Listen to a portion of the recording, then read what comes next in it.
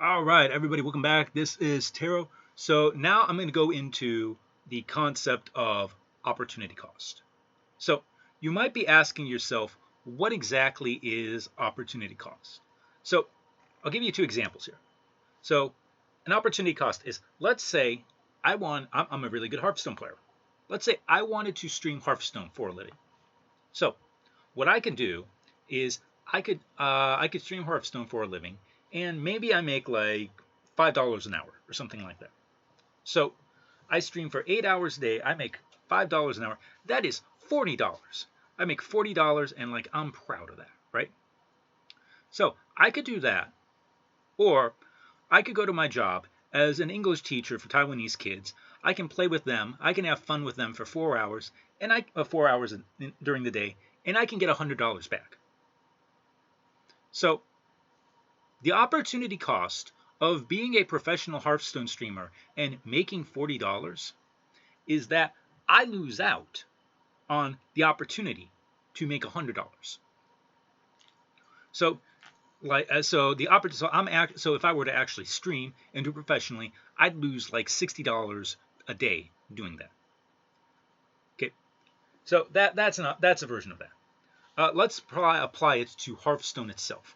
So in Hearthstone terms, I mean, we have all been in this situation with opportunity cost, where we have a meta where there are a lot of really powerful 5 and really powerful 6 drops and not that many 2 drops. There are like not that many good 2 drops. And so you have a pick where you're going to have like a decent 2 drop and a really good 5 drop. And you have to make the choice. I know the 5 drop is better than the 2 drop in a vacuum.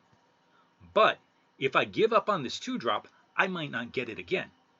So I have to value the opportunity cost of skipping this 2 drop versus taking that 5 drop when later I might get another 5 drop that I don't want. So this is going to be really, really nerdy and in-depth stuff. So this is the case when valuing corpses and runes. So if you go over the corpses, you have to, okay, so as I mentioned, one of the major downfalls of corpses, one of the real problems, is that in the early to mid game, you're not going to have corpses. Like, unless you're an unholy, and unless you have cards like Plagued Grain, or unless you have cards like Meat Grinder, which just gives you a bunch of corpses early on, you are not going to have corpses in the early game to spend on your stuff. So, and that means you have to choose which cards that you want to use your corpses on.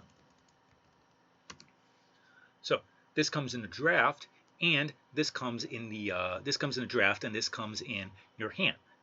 So there's a lot of like micro decisions here. So an example here, like if you have a 2 drop, do you play Hematurge on 2 and use up a corpse that you might have in order to discover a card, or do you wait until turn 3 and use the Darkfellow Neophyte?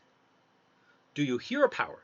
Do you use the Demon Hunter Hero Power, which is a 1/1 rush, on turn 2 in order to generate an additional corpse so that you can have the Neophyte on turn 3 to buff up your hand plus your Hematurge? So these are things that you have to consider.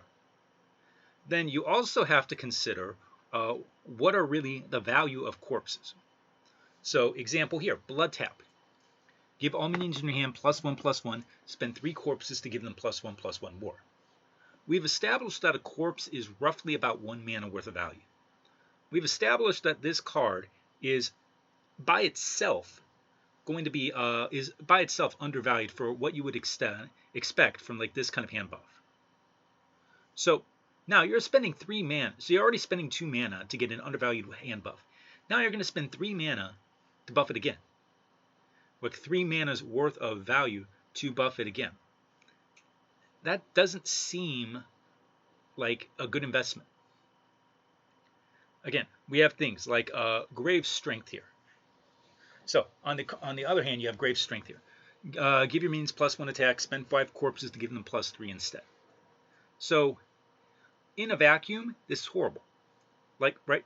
Because we have seen these cards before. We've seen Bloodlust before. We've seen Savage Roar before. We've seen Conviction from Paladin before. Giving your minions +3 attack, like a lot of minions +3 attack, Like, number one, they're probably not going to live anyways. Like, they're not going to be able to attack twice. We have branching paths as well. Give your 4 mana, give your minions +2 attack, or you could draw cards or you can gain armor, anything like that.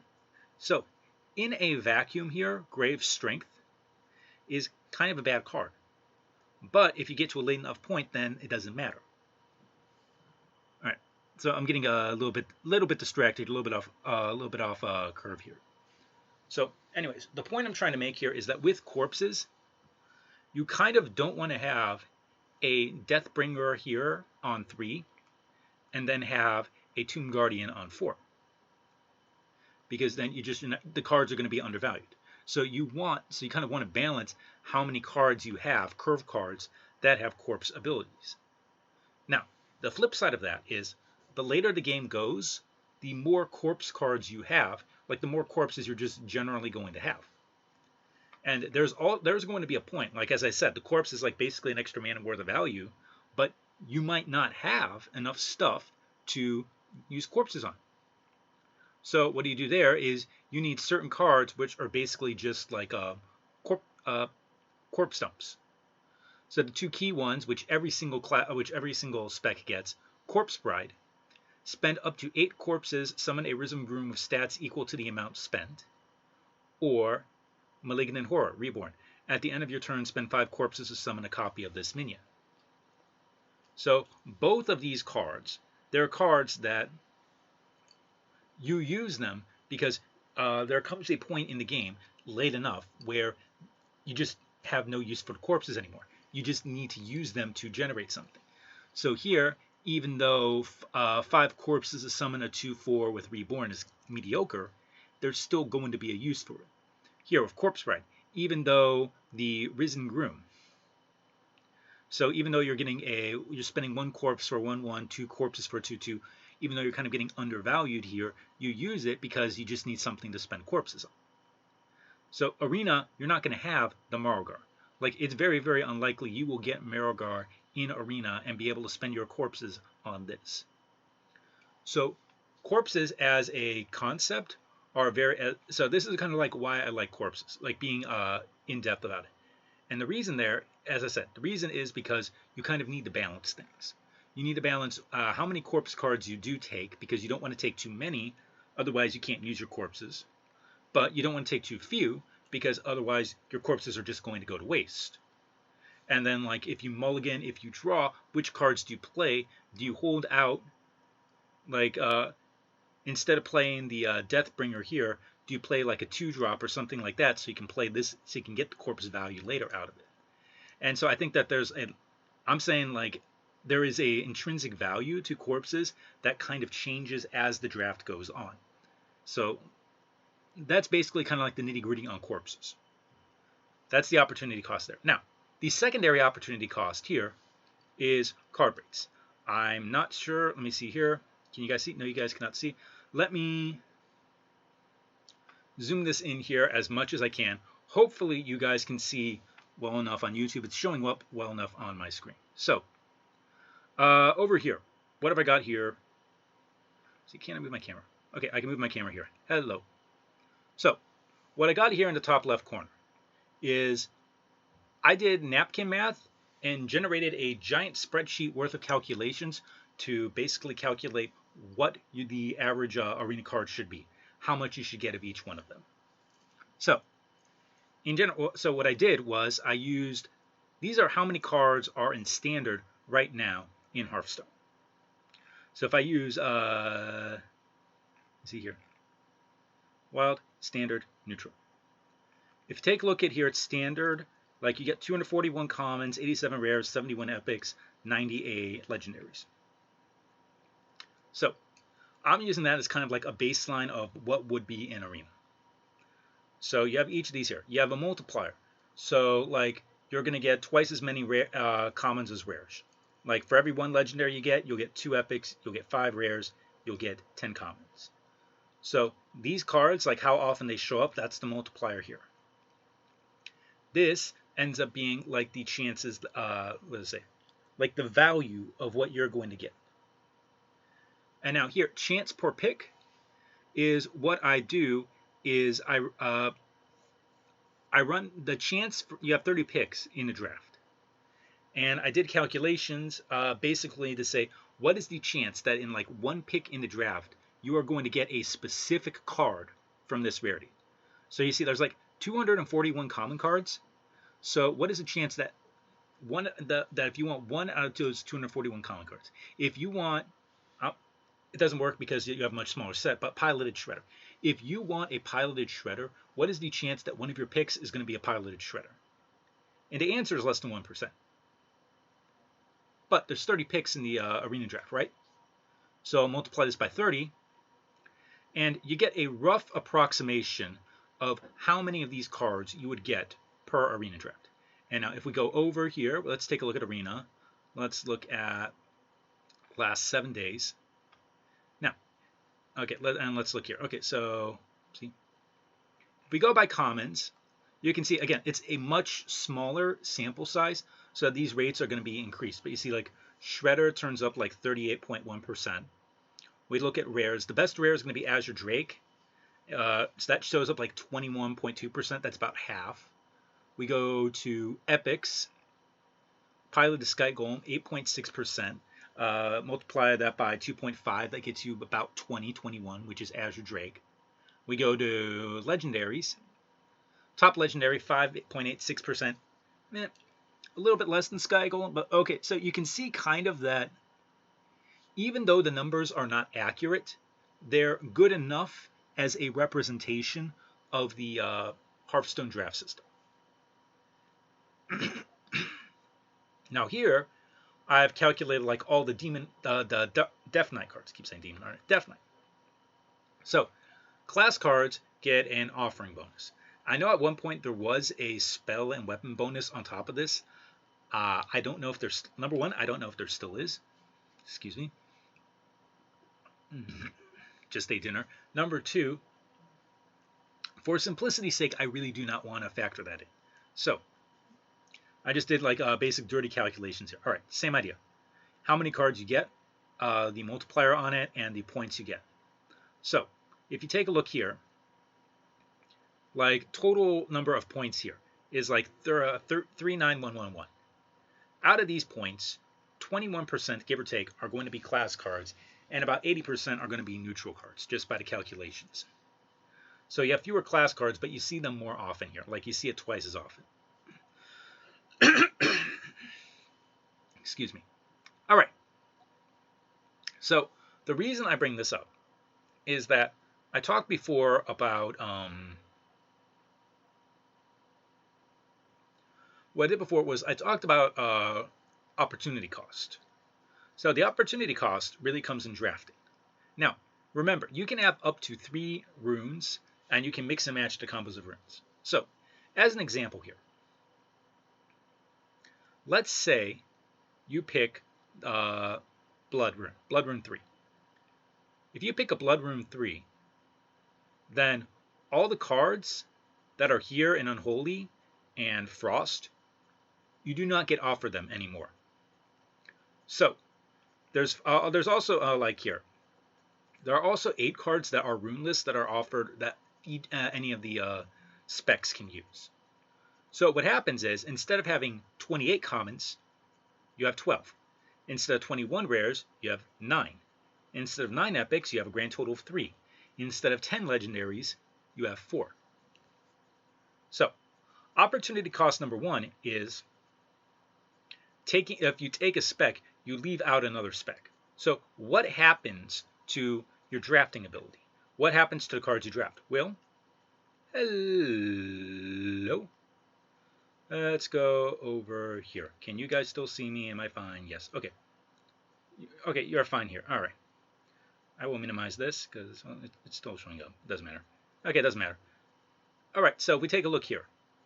So the regular cards stay the same. Now, there are 2 different possibilities that I consider here. Possibility number 1 is simply that there's no like real change in offering rates. It's just that the cards, like here, instead of having 28 cards as your common, you have 12 cards. And so the number of class cards per draft drops dramatically. And so what is the change here in offering rates? So instead of getting like 0.45 commons per draft, you get 0.52 commons per draft. And same thing with rares, epics, and legendaries. If you want, you can take a look at the spreadsheet. You can see the actual numbers for themselves. So this is option number one. Option number two is the idea that,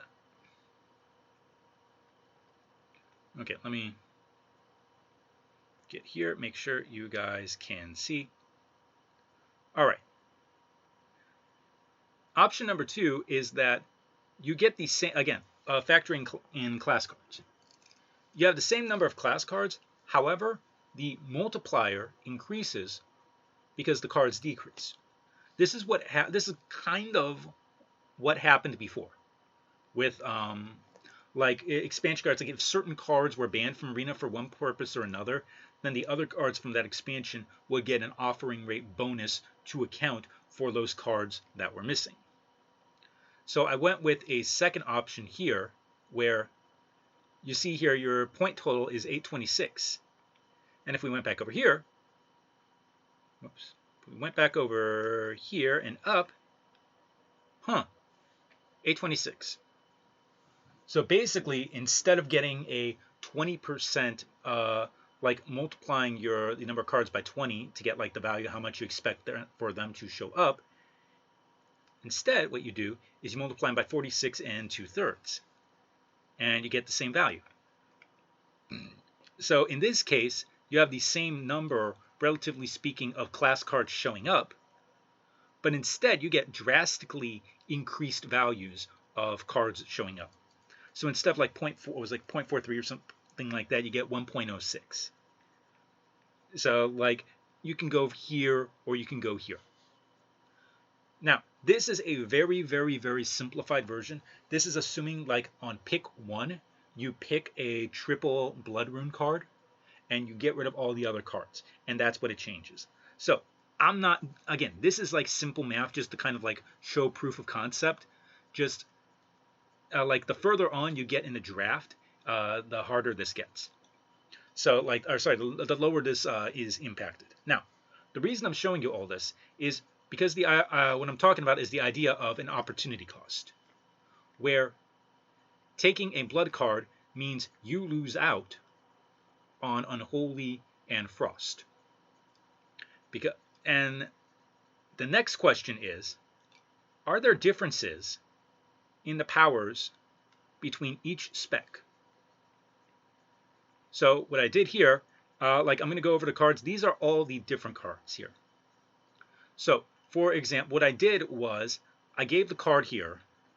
I gave like what's my personal score, and then I multiplied it by its class multiplier. And so I added up all these cards because common cards, they're going to be more valuable because you're going to see them more. So like here for blood, like probably the best card for Death Knight is Soul Stealer, not Soul Stealer, which is like a 129. It's like the best card in the set for the Death Knight. But because it's an epic, you're really not going to see it all that much. So you shouldn't be drafting based around this. So something like an Asphyxiate would be a lot better. And so what I did here was I looked through and what are the like overall values of each set of like each division here. And so from my so again, there could be a lot of things wrong here.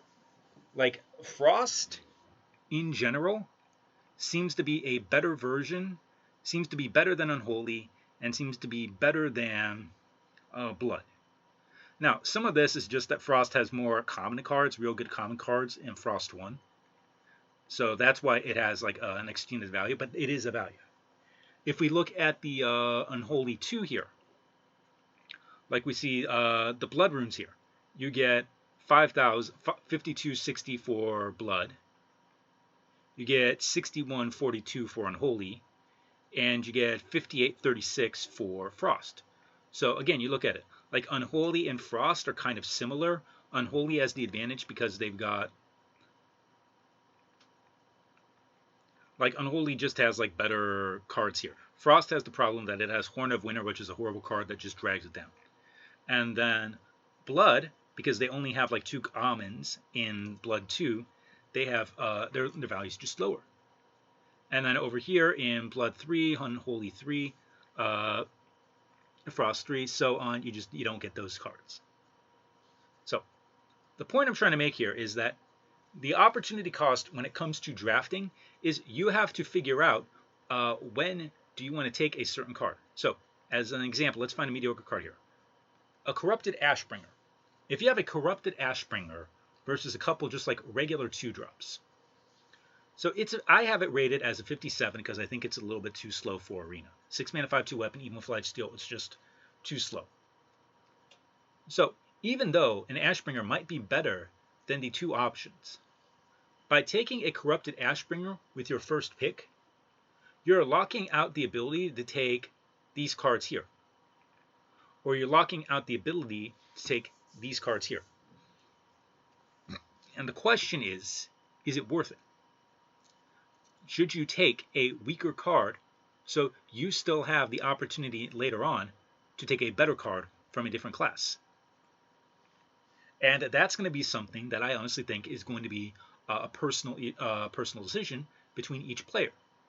So like I take a look at this and I'd say like probably the best combination would be something like you go like either Unholy 2, where you go like Unholy 2, which gives you all these cards here, and then Frost 1, which gives you all these cards here. And that would probably be the best combination that you could get. But if you get Frost 2 and you get something like a Frost Strike, that's insane. Do you want to skip that up just because like Unholy 2 is like marginally better than Frost? And that's probably a no. And so this is next one about opportunity cost. Oh, if you get offered here a Plagued Grain. Plagued Grain is a really, really, really good card. If you get offered this early on, like you can base your entire draft about just like take Plagued Grain and get as much corpses as you can, because this will continually refresh your corpses.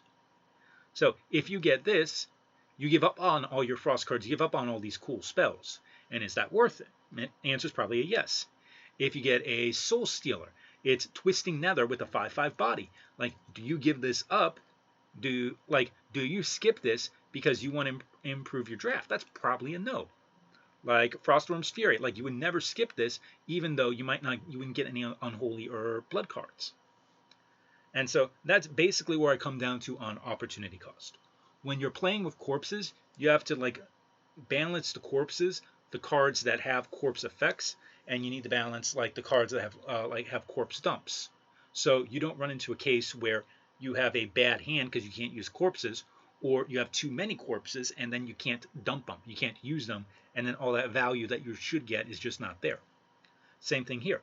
When you draft, you have to consider like even though this is an okay card, even though it might be better than the other cards, do I take something else?